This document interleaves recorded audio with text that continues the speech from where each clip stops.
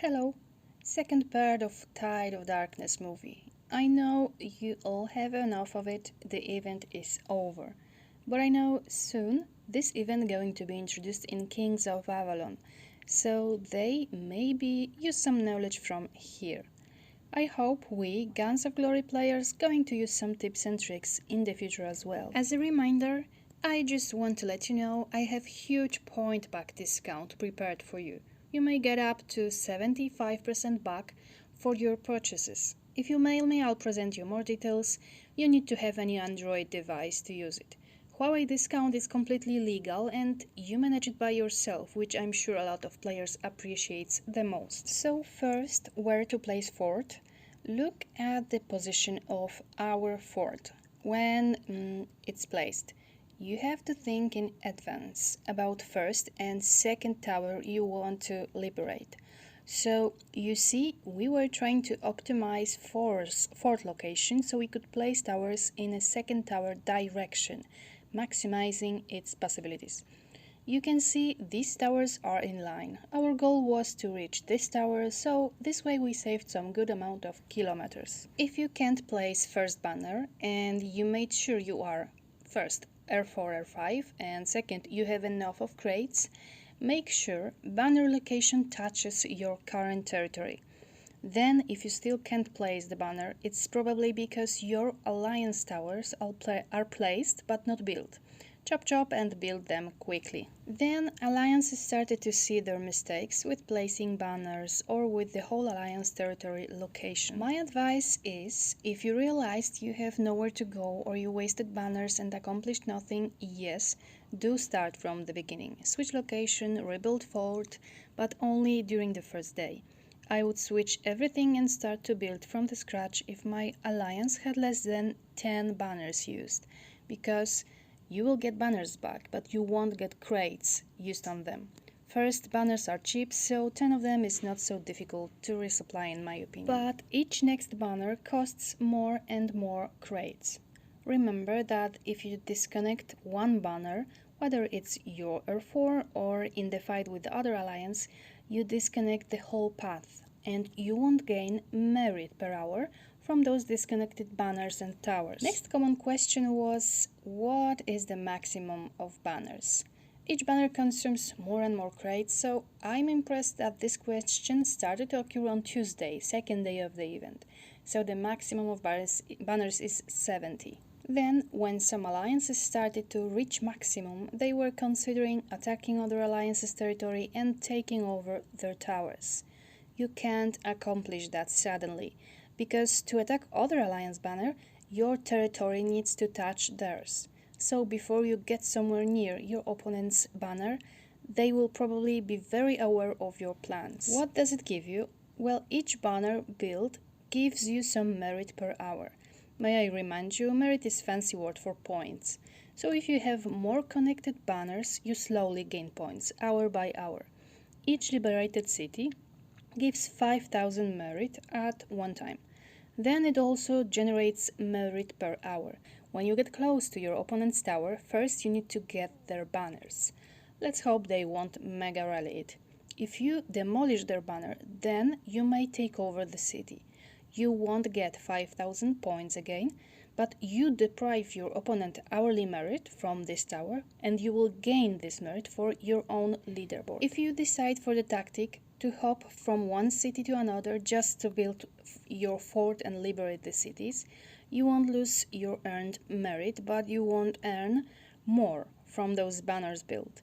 You just gain extra 5,000 per one tower. So this option is good for those who want to nominate one player in the alliance so he could get high place on damage leaderboard. A very popular method of reserving the cities for the future purposes is to place farm fort next your future target.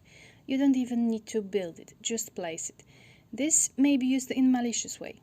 I, as huge fan of K90, I'm helping them to get to know this even better, and occasionally I place my fortress near their next target. I hope they appreciate the effort and fun I provide them. These are the reasons why you should definitely discuss some modified rules in the kingdom before this event. If you don't, this will definitely cause some tension. The best example is K148, my former kingdom. The biggest alliance, which didn't have much knowledge about the event, simply wanted to steal our reserved cities. We placed 2 farm alliances near our future targets. Since they were near us, they decided to demolish our farms, even though it was against the kingdom rules. They were in 100% wrong, because not only they attacked and demolished 2 fortresses, in some it was 3 times, but also they killed troops garrisoned in the fort. As this is completely against the kingdom rules, this was their fault. Even though the issue was resolved between the leaders, this alliance, probably because of hurt ego of the best stat player, who, by the way, was inherited those best stats, it's not his castle, he decided to keep killing forts because they assumed they may do whatever they want.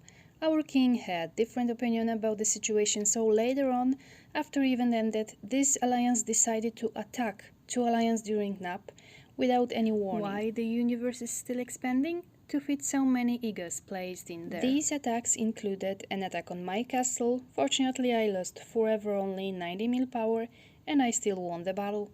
Other player was zeroed from the huge army but killed 10 marches of the attacker, and the attacker zeroed King's castle, which was always completely forbidden in 148, as King is always impartial and untouchable.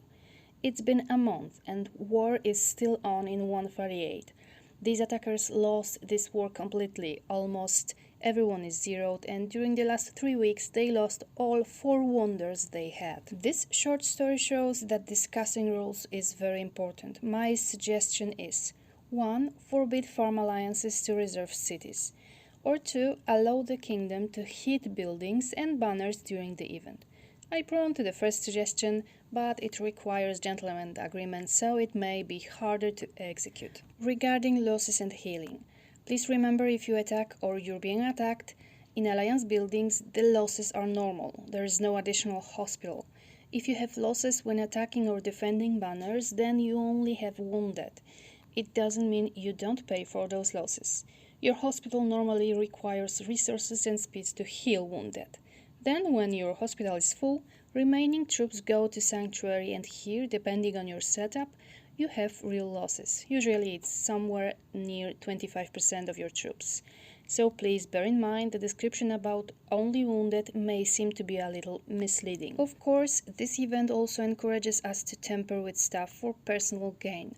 So the popular is to leave alliance and play on your own just to build fort near the town to liberate it. The fort needs to be fully built. When you decide to leave alliance, for example after the first day, you lose damage points. You lose solo supply as well, so do it quickly or don't do it at all. When you're attacking towns, 40 million is normal max attack, 60 million with critical hit. Remember about level 4 tile streak. It doesn't work in Kings of Avalon, unfortunately. It's normal that now your hive is somewhere far away from level 7 tiles.